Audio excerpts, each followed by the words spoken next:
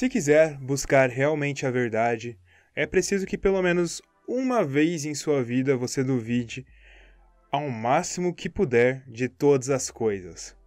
Com essa frase de René Descartes que começamos agora mais um episódio do podcast do Buzzer Beater. Estou aqui junto com o Felipe Hagihara. Tudo bom, Felipe? Tudo bem, Heitor, tudo bem. A gente começou falando certo o nome do Descartes, né? Pra ninguém encher o nosso saco, mas é uma frase bacana e hoje a gente traz novamente um conteúdo especial aí pra semana. Conteúdo muito especial. A gente tá chegando perto do fim da temporada. Temporada que foi uma temporada muito boa da NBA, que a gente teve várias mudanças, né? Vários jogadores que melhoraram muito essa temporada.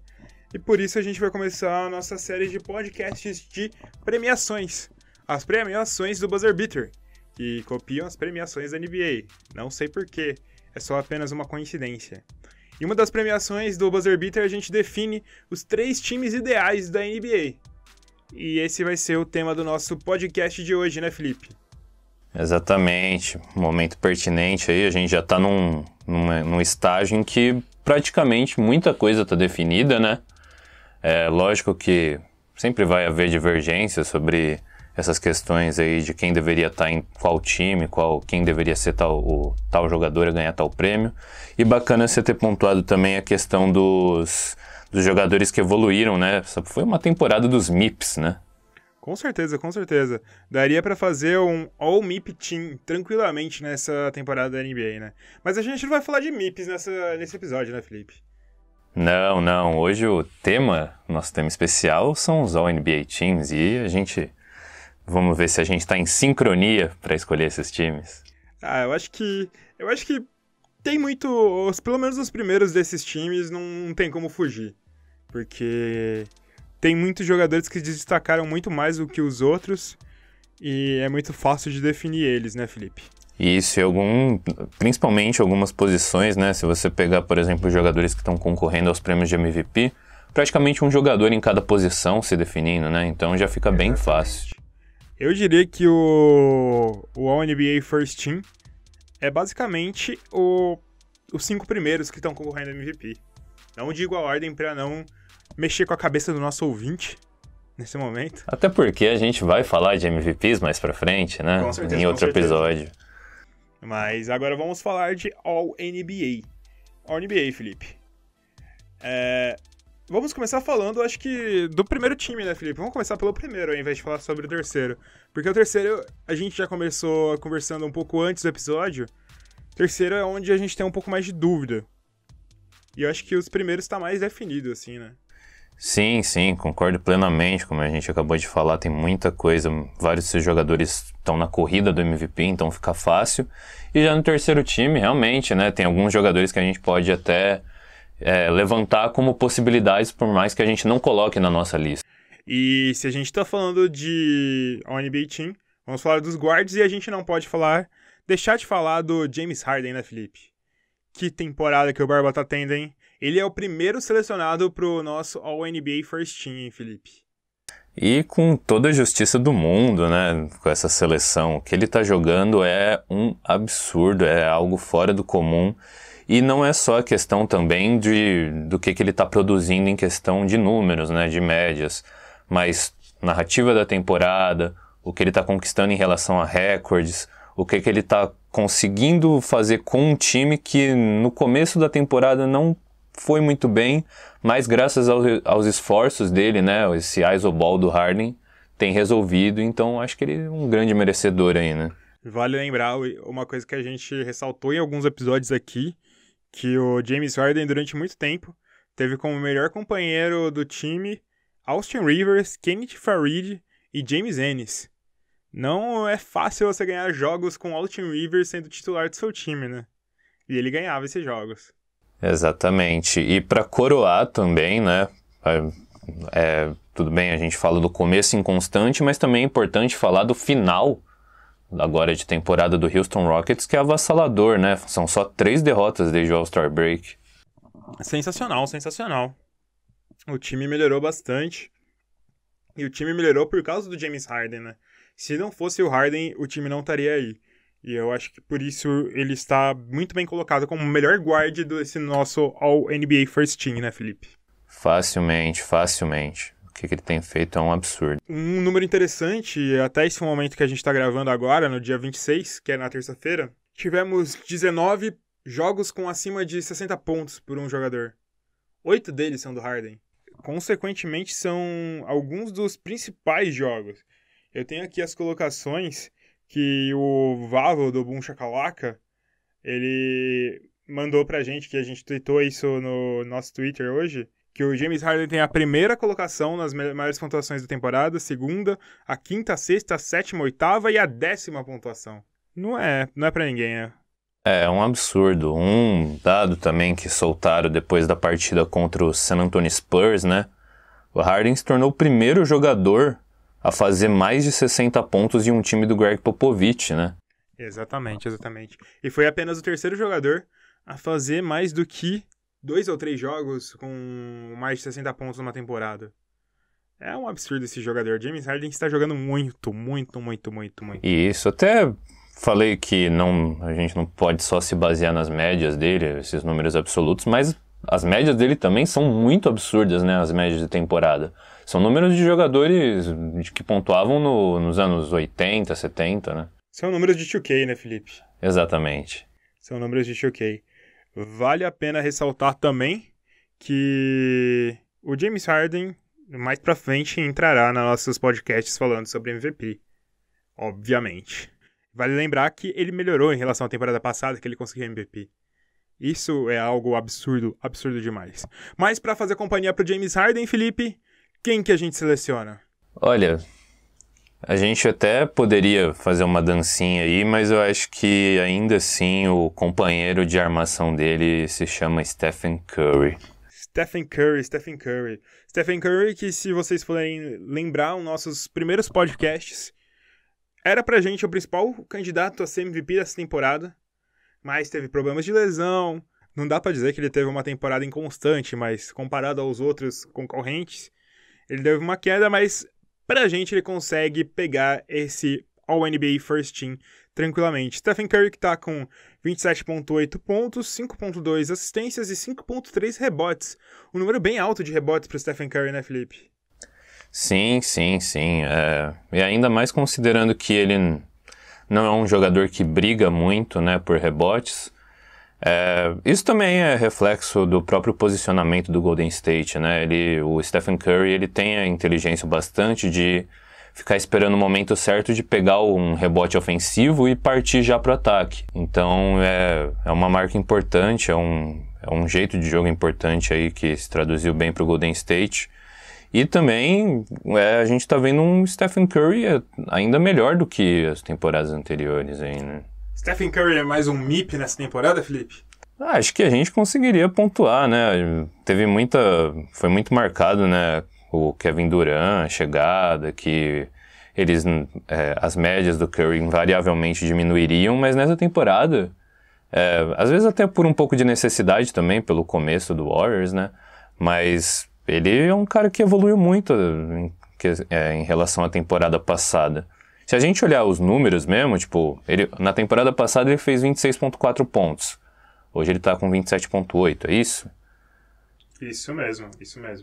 Então, o número em si, parece que não é muita coisa, mas você aumentar uma média já alta em um ponto alguma coisa, já significa algo. E isso, partindo dele, tem impactado nas vitórias do time, né?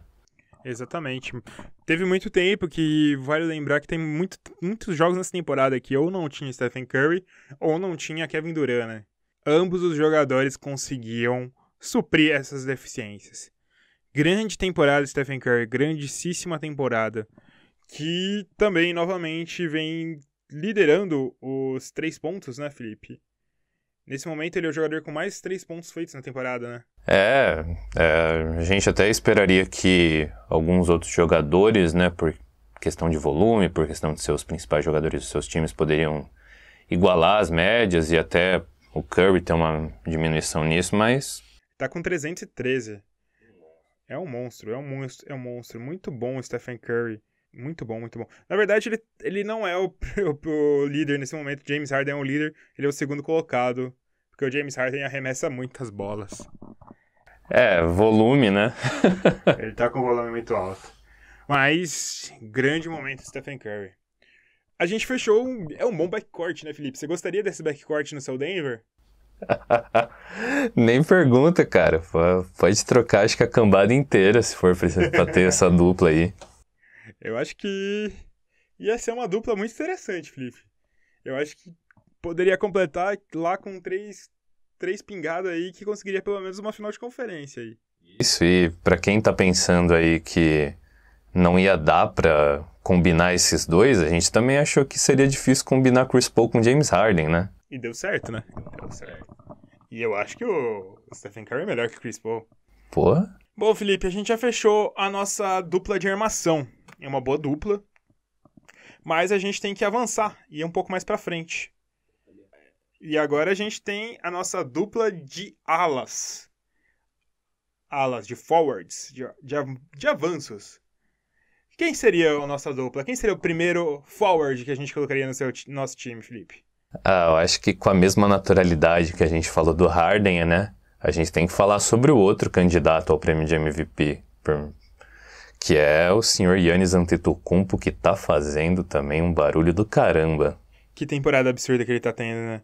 Se a gente não pode, novamente, focar só em médias, mas ele tá tendo 27,4 pontos, 6 assistências e 2,6 rebotes de média. Isso sem arremessar da linha de 3 pontos direito, hein, Felipe? 12,6 rebotes. 12,6 rebotes de média. Isso sem arremessar da linha de 3 pontos, Felipe. Imagina se ele tivesse um arremesso de 3 pontos. A gente já até considerou, né, o que aconteceria se ele começasse a arremessar de 3, como a gente tá vendo, né, que ele tá arriscando um pouquinho mais conforme foi chegando o fim da temporada. Cara, sim, Giannis chutando de 3 é um tipo de cara que, eficientemente, né, conseguiria quebrar a NBA facilmente. Tipo, ele seria um desses caras igual o Kevin Durant. Extremamente difícil de marcar. Com um adendo, ele é mais forte que o Durant. Exatamente. Ele é mais forte, ele é mais longo, eu acho que ele é mais uma aberração do que o Durant, né? Isso. Eu acho que... eu lembro até que quando começou esse movimento de ficar elencando, pensando nos novos unicórnios da NBA, né? A gente sempre ficava pensando em Embiid, em Porzingis, mas eu acho que o maior unicórnio, o cara mais bizarro, mais fora da curva, é o Giannis. Exatamente. Ele é muito foda. Não tem nem o que dizer do Giannis Antetokounmpo. Pra quem acompanha nosso trabalho desde sempre, ele sabe que esse é um dos jogadores favoritos de nós, desde sempre. A gente sempre patrocinou o Giannis Antetokounmpo quando ele começou a ser utilizado pelo Jason Kidd de armador. A gente sempre olhou aquilo e falou, nossa, isso vai dar um bom. E a gente viu no que deu, né? Giannis Antetokounmpo tá aí, apenas 24 anos, tem chance de ganhar o MVP, tem chance de ganhar a Conferência Leste, liderando esse time, liderando muito, muito forte, porque todo jogo do time é baseado no Giannis Antetokounmpo, porque tanto que quando o Giannis sai, o time perde pro Cleveland Cavaliers, tem que pontuar esse momento difícil do Milwaukee Bucks. E mesmo que o Giannis não tenha esse arremesso de 3 pontos, o Giannis, ele consegue fazer com que o time seja muito bom de 3 pontos, né, Felipe?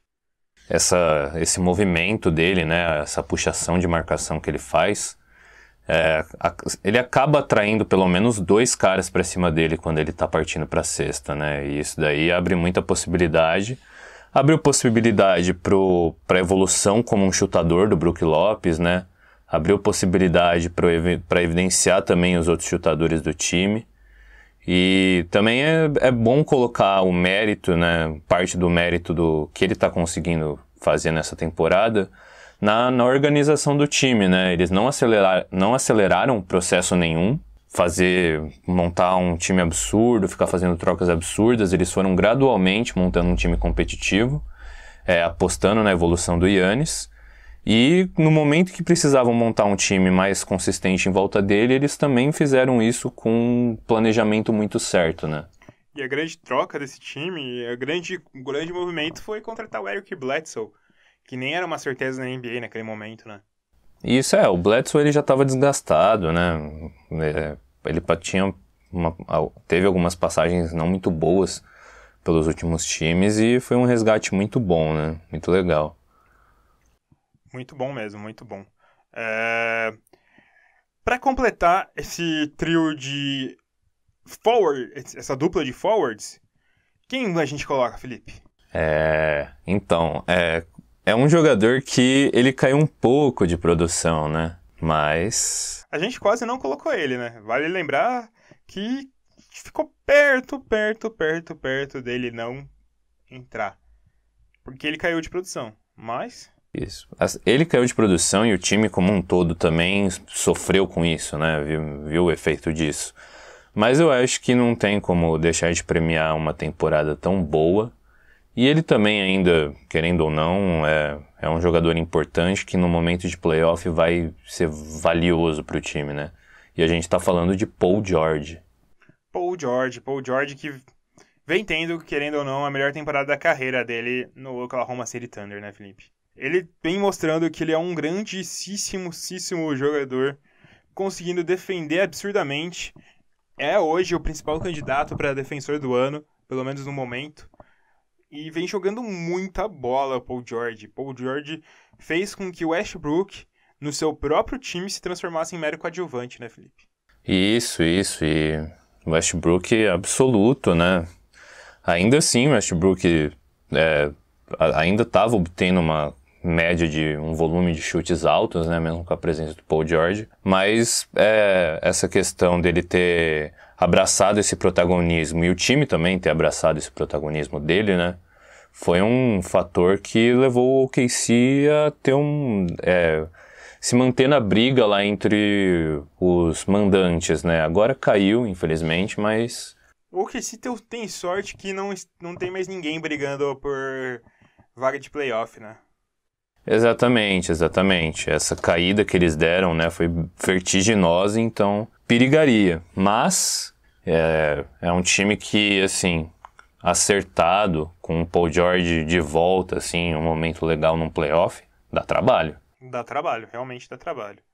Eles demoraram, o que aconteceu é que eles demoraram para se acertar sem o Andrew Robertson, que é um jogador essencial na defesa do Oklahoma City Thunder, mas aí eles conseguiram se acertar, só que depois do All-Star eles deram essa queda. Mas um time com Westbrook e com Paul George não é de se desprezar nesses playoffs mesmo, Felipe. Vamos completar o First Team, Felipe? Vamos. Agora eu acho que você vai gostar de falar quem vai ser o center, né? Muita gente, eu acho que essa vai ser as pessoas onde vão discordar mais da gente, né, Felipe? Porque aqui a gente pode reconhecer, apesar da gente ter uma voz unissona nesse momento, concordar amplamente com essa seleção, mas aqui existe a gente pode concordar com outras escolhas de outras pessoas também. Quem é o center do All-NBA First Team, Felipe?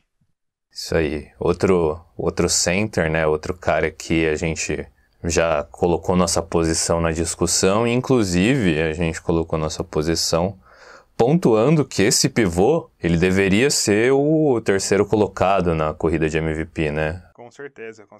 Ele tá num momento em que, por exemplo, ele tá acima do Paul George, que é como você disse, do meu Denver, o Nikola Jokic. Nikola Jokic, né, Felipe?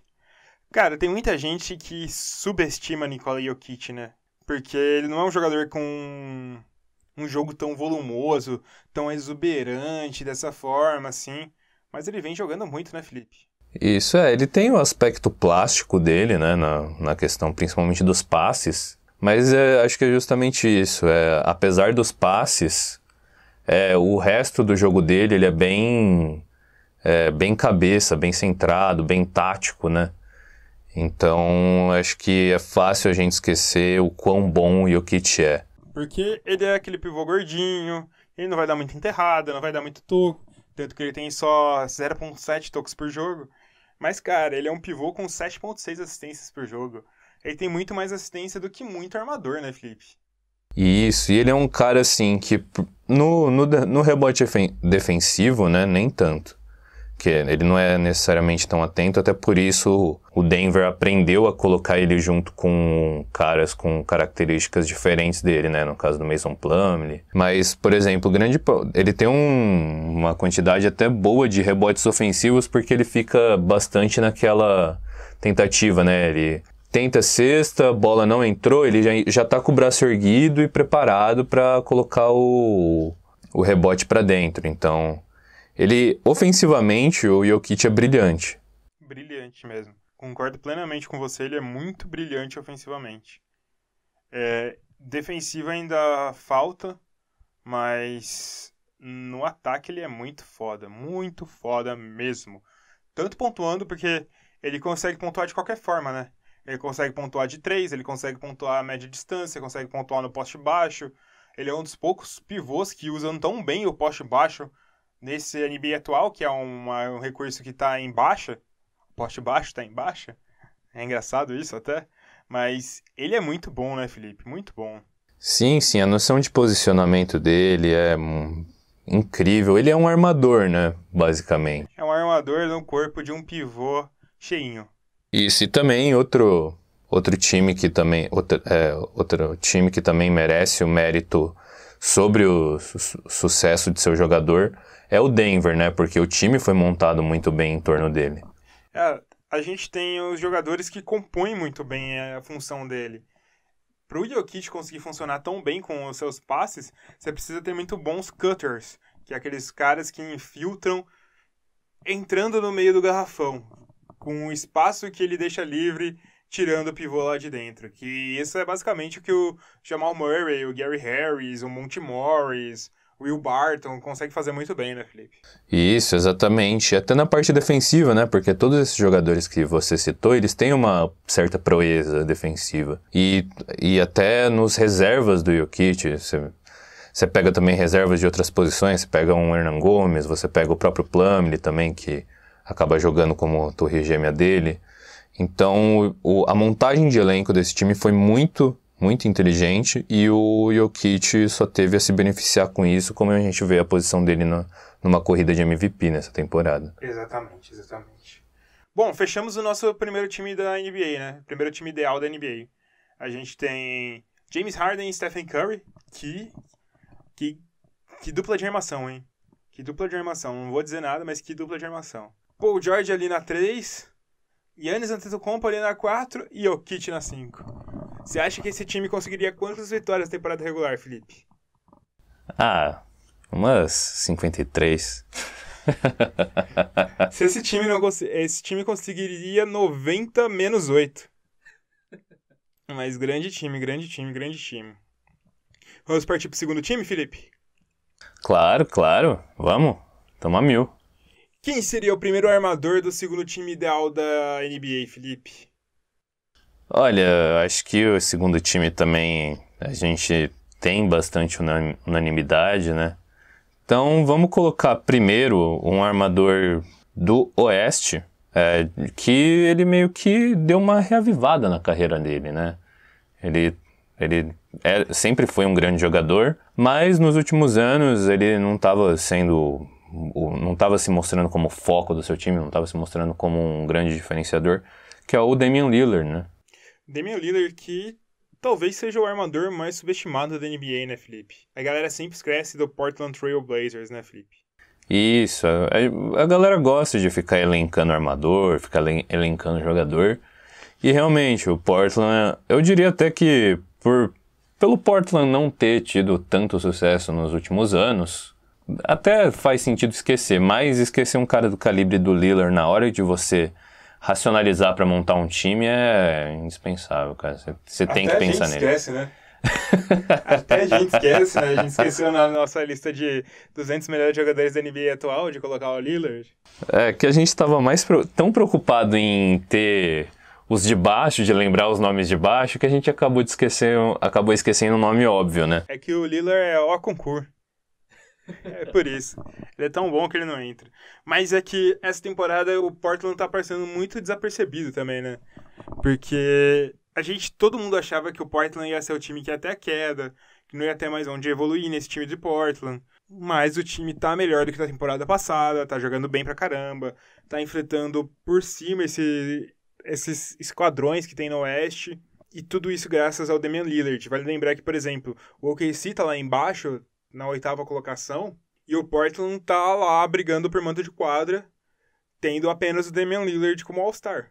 Exatamente, o McCollum não teve nenhuma melhora significante, nada de diferente em relação, pelo menos, às últimas 2, 3 temporadas dele, né? Agora, o Lillard é um cara que retomou a responsabilidade do time, né? Ele voltou a ser o cara, o definidor. Vai ter que ver como que ele vai conseguir se portar no playoff, né? Principalmente agora que perderam o Nurkic, que uma fatalidade, uma lesão muito, muito chocante, né?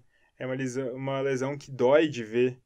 Espero que se recupere rápido, porque Gordon Hayward demorou, Paul George demorou. Gordon Hayward a gente tá vendo essa temporada o efeito de uma lesão dessa na carreira de jogador, né?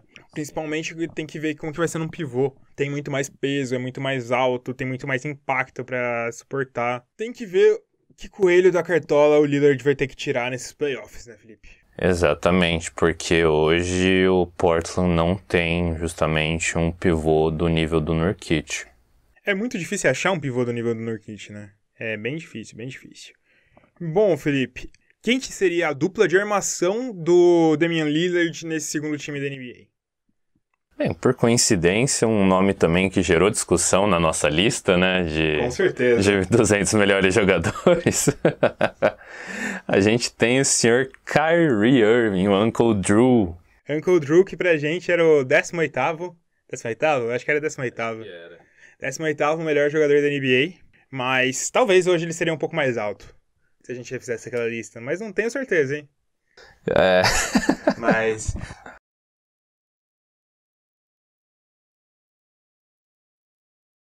Irving continua correspondendo, né, Felipe?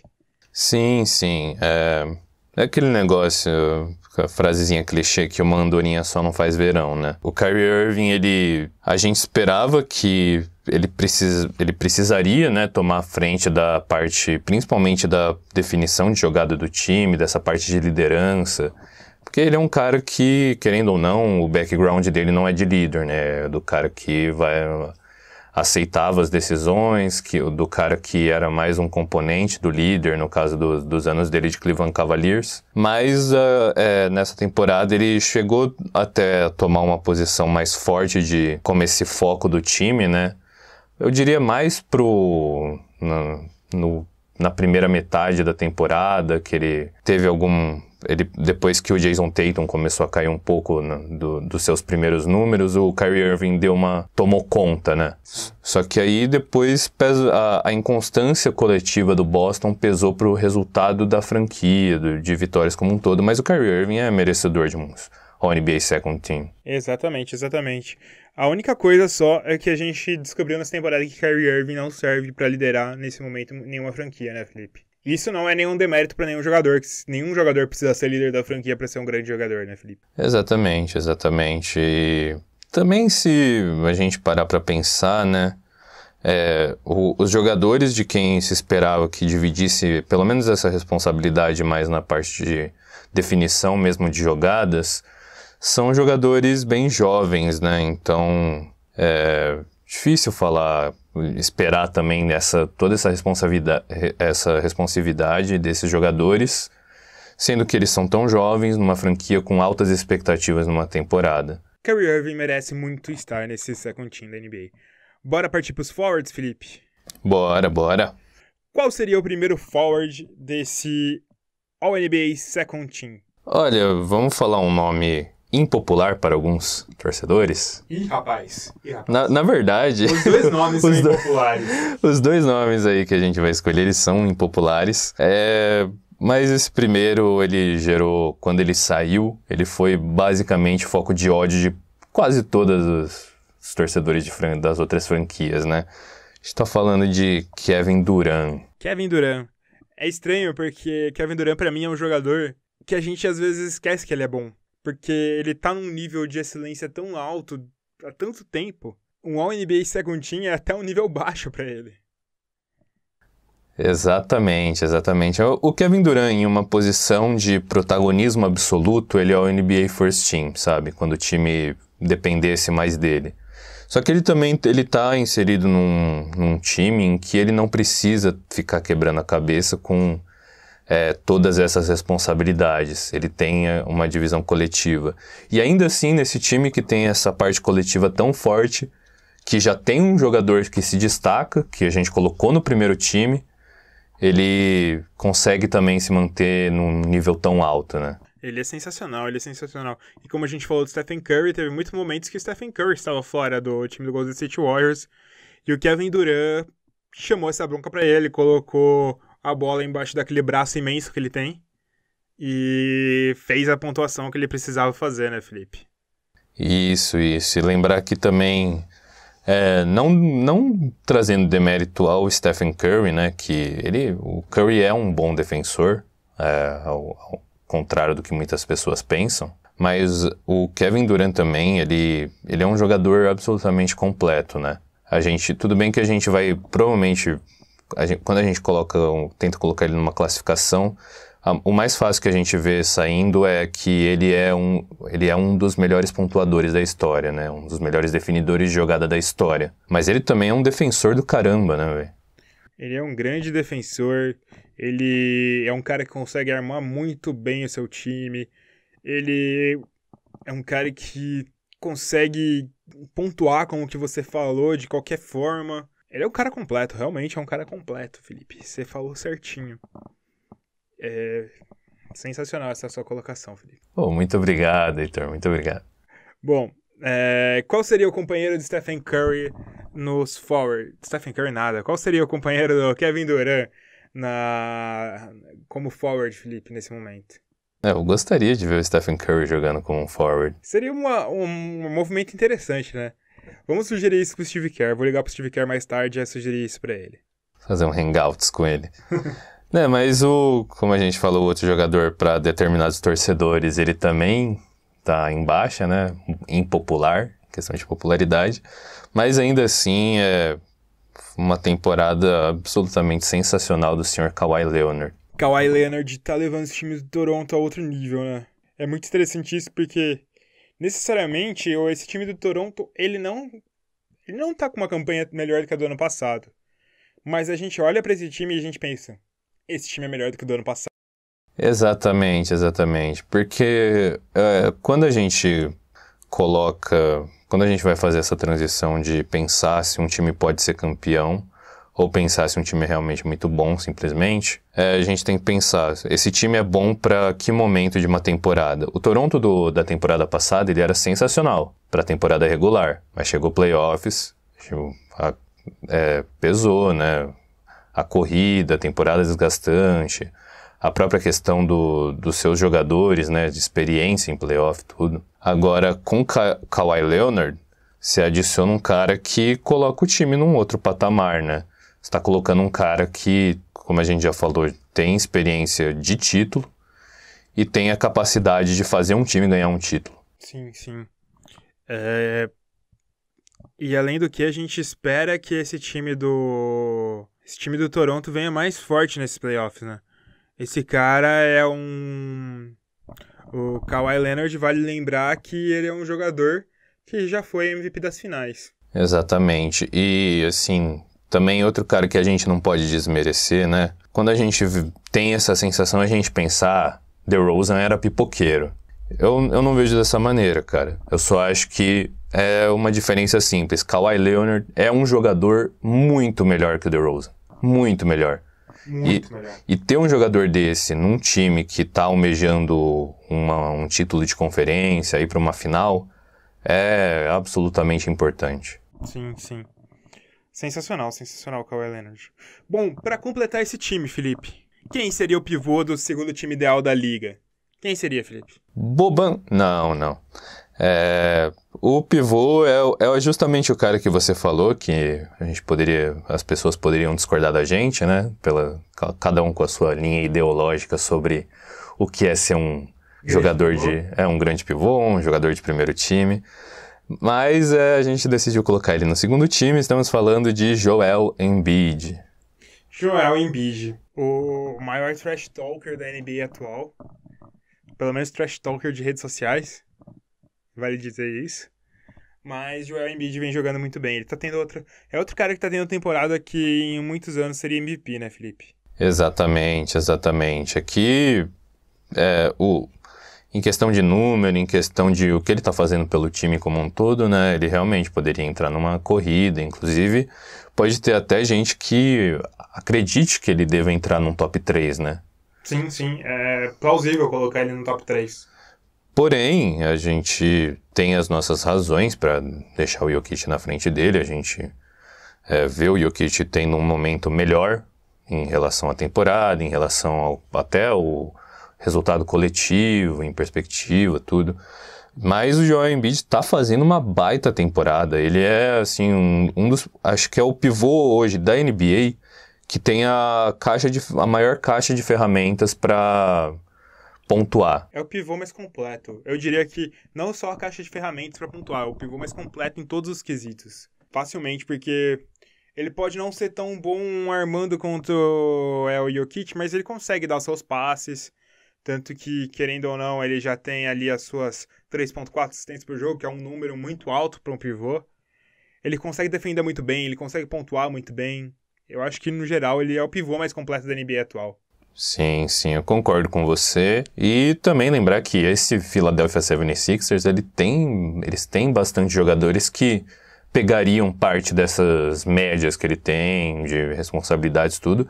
E ainda assim ele conseguiu se manter como o jogador mais relevante desse time. E o Philadelphia 76ers, de certa forma, depende do Joel Embiid, né? Quando ele não tá em quadra, o Philadelphia 76ers não é o mesmo time. Muito bom, Joel Embiid, muito bom. Bom, a gente parte agora pro terceiro time. Vamos começar pelo pivô, porque o pivô eu acho que a gente concorda, né, Felipe? Concordamos. A gente pode dar destaque para outras pessoas, mas facilmente eu acho que o All-NBA Third Team Center é o Rudy Gobert, né, Felipe?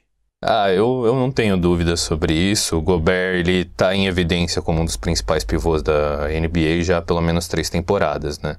E por mais que a galera tenda a preferir jogadores que têm uma participação maior na produção de pontos, o Gobert no conjunto da obra, né, como um cara que cumpre a sua função e tem uma importância imensa para um time, eu acho que não tem como deixar ele de fora de um All-NBA Third. Vale lembrar que entre os pivôs, o Gobert é o jogador que vem...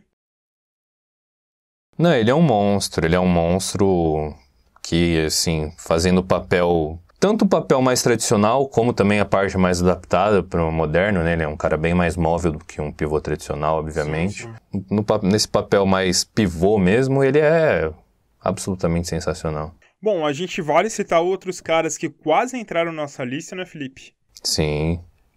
Karl Anthony Towns está tendo uma temporada muito boa, ele evoluiu muito bem na parte final da temporada. O Anthony Davis, querendo ou não, é o Anthony Davis, apesar de todos os rolos, é o Anthony Davis. Nikola Vucevic, eu acho que seria o quarto colocado na nossa lista. Se tivesse um All-NBA Fourth Team, seria o Nikola Vucevic. André Drummond melhorou muito depois do All-Star, vem sendo um monstro. Al Horford, porque é o Al Horford. E o Brook Lopes, que vem sendo essencial nesse time do Milwaukee Bucks, né? Isso, eu até colocaria um outro jogador que eu não acho que esteja no nível desses caras em relação do que fez na temporada, mas a gente pode até citar o Miles Turner, né? Miles Turner também é um grande jogador, principalmente pelo aspecto defensivo que ele vem tendo, né? Sim. Um grande defensor. Bom, mas agora a gente vai chegar nas outras posições, né, Felipe, que talvez vai causar um pouco mais de dúvida. Eu acho que o primeiro armador do NBA 13 a gente concorda, né, Felipe? Sim. A gente vai colocar o Ben Simmons como o primeiro armador desse NBA 13. Por que você acha que o Ben Simmons entra, Felipe? A gente tem considerado muito o conjunto da obra, né, do cara da temporada e também da importância que ele tem pro time. E se o Philadelphia 76ers não funciona da mesma maneira com o Embiid, ele também não funciona sem o Ben Simmons, né? E o Ben Simmons vem se tornando um jogador muito mais sólido. Ele ainda não tem o jump shot, Mas eu acho que ele ainda já vai vir fazendo por merecer ter essa posição de All-NBA 13. Ele vem sendo um jogador muito bom nesse Philadelphia 76ers. Só que o outro jogador, a gente tá ainda meio em dúvida. Eu acho que... Eu vou dizer a minha opinião inicial. Eu, por números e por impacto que tá tendo no fim da temporada, eu colocaria o Westbrook. Só que eu tô pensando ainda numa questão mais simbólica. O OKC merece ter 2 jogadores em All-NBAs nessa temporada? Eu acho que essa até... eu acho que essa é a pergunta que faz a gente contestar ou colocar o Westbrook, né? Porque, querendo ou não, ele tá tendo um triple-double de média. Por mais... terceira temporada seguida. Por mais que a gente já esteja começando a acostumar com isso vindo dele, ainda assim é uma marca muito expressiva, né? São números muito expressivos. Agora, ele não foi um grande destaque da temporada, por mais que ele tenha feito esses números. E justamente no momento em que o time precisou dele para ser o protagonista, não dizendo que é culpa dele, né? Mas foi uma questão de necessidade, o time não conseguiu performar bem continuamente. Então, acho que essa é a minha grande dúvida em relação a ele. Eu digo que eu não iria de Westbrook.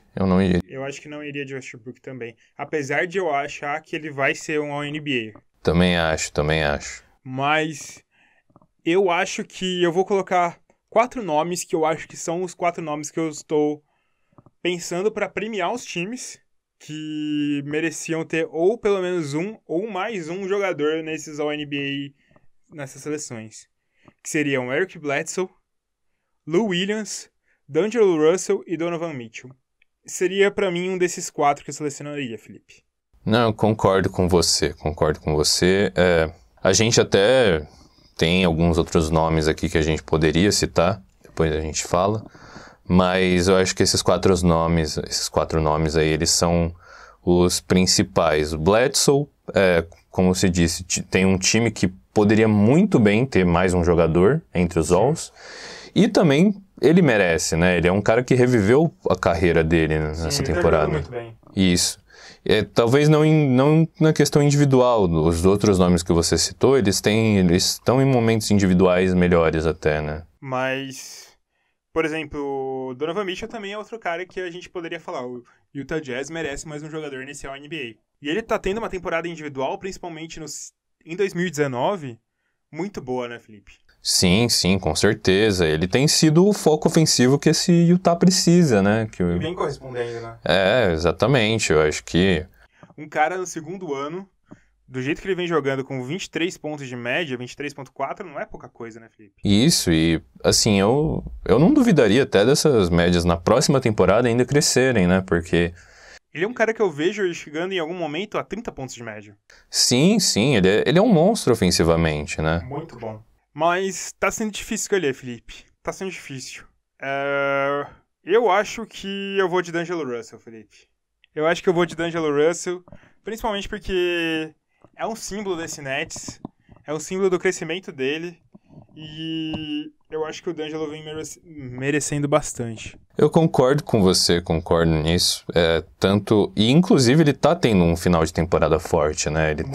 Ele tem produzido pro time, o time cresceu mais ainda nesse momento, né? Em que precisava dele. Mas, cara, eu acho que assim... E outra, ele tem a própria questão como a gente diz, da narrativa, né? A narrativa serve muito ao D'Angelo Russell pra entrar num time. Não que qualquer um desses outros seriam boas escolhas. A gente ainda colocou aqui Mike Conley, Kemba Walker. Eu só não coloquei o Kemba Walker como segundo guard porque provavelmente Charlotte não vai para os offs. E eu acho que entre o Kemba e o D'Angelo que vai para os offs eu prefiro colocar o D'Angelo. Tem o Drew Holiday, o Kyle Lowry e o Buddy Hield a gente selecionou, que poderiam ser guards interessantes para esses times. Então a gente fica com Ben Simmons e D'Angelo Russell, né, Felipe? Exato. O primeiro forward eu acho que também é uma... A gente concorda, né, Felipe? Qual que é o primeiro forward desse time? esse terceiro time ideal da liga, quem que seria? Não, realmente, esse primeiro forward aí que a gente selecionou é um cara que tem um grande impacto, na verdade, né? Não só teve. E eu acho que, em relação até aos outros forwards que a gente lista como possibilidades, ele é um cara que performou num nível bastante acima deles. Então, a gente tá falando de Blake Griffin. Exatamente. Grande Blake Griffin, que o Detroit é outro time que cresceu ao longo da temporada, né, Felipe? E muito disso passa pela mão do Blake Griffin, que se tornou finalmente esse point forward que todo mundo imaginava que ele ia se tornar. A gente tem que pontuar, né, que o começo do Detroit não tem como você...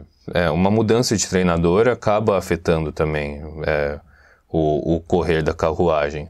O Detroit precisou se adaptar ao Dwayne Casey precisou se adaptar ao Detroit. E no fim das contas deu muito certo, né? O encaixe do que ele pede com o Blake Griffin. Blake Griffin tá jogando bem demais. É um grande jogador. Agora só a última posição. Numa temporada normal, a gente colocaria essa posição pro LeBron James. Só que não tem como dar essa posição pro LeBron James, pelo menos no nosso prêmio. Pode ser que a NBA decida dar pro LeBron James esse prêmio, mas a gente não tem como dar, né, Felipe? Exatamente. O LeBron, querendo ou não, ele tá fazendo seus números absurdos. Ele está fazendo números de LeBron, né? Números de MVP. Exatamente. Só que tem muita coisa envolvida nessa temporada do LeBron com o Lakers. Eu acho que fica meio difícil de colocar o LeBron nessa. Eu acho que eu vou de LaMarcus Aldridge, Felipe. Porque o San Antonio Spurs teve um crescimento muito grande nesse final de temporada. E isso se deve muito ao LaMarcus Aldridge.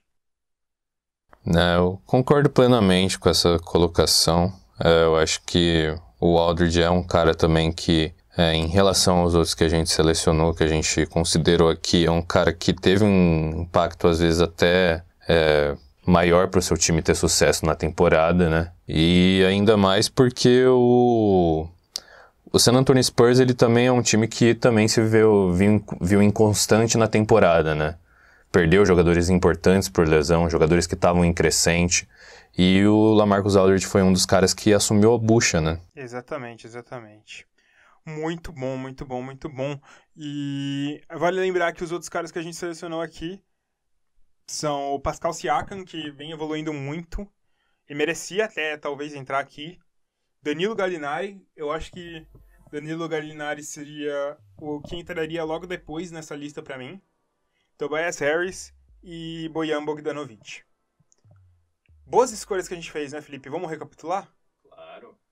Primeiro time, James Harden, Stephen Curry, Giannis Antetokounmpo, Paul George e Nikola Jokic.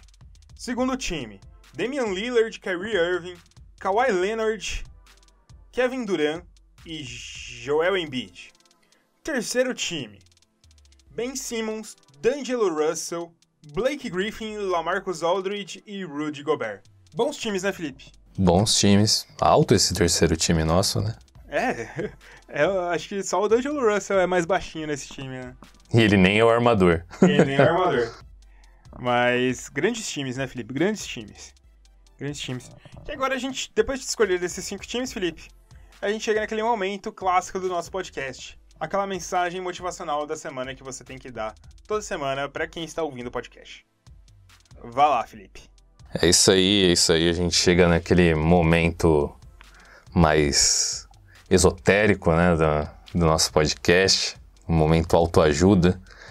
Galera, eu sei que a gente, na maneira que a gente se configura atualmente, a gente acaba sendo muito imediatista nas coisas que a gente quer, nas coisas que a gente almeja, né? E uma coisa que eu queria falar pra vocês, que eu acho que não é nem só falar pra vocês, mas que eu mesmo poderia exercer mais, é a questão de ter paciência, de saber o momento certo, saber olhar para ter uma análise crítica também das nossas situações, de como as coisas se configuram na nossa vida, para que a gente não tenha atitudes, para que a gente não tome decisões das quais a gente certamente vai se arrepender no futuro. Não necessariamente eu tô falando que a gente deva ficar hesitando, que a gente deva ficar em cima do muro, como as pessoas falam. Mas justamente exercer essa análise crítica sobre as coisas que a gente tá querendo conquistar na nossa vida, sobre as mudanças que a gente que a gente vê acontecendo na nossa vida, e tomar atitudes mais baseadas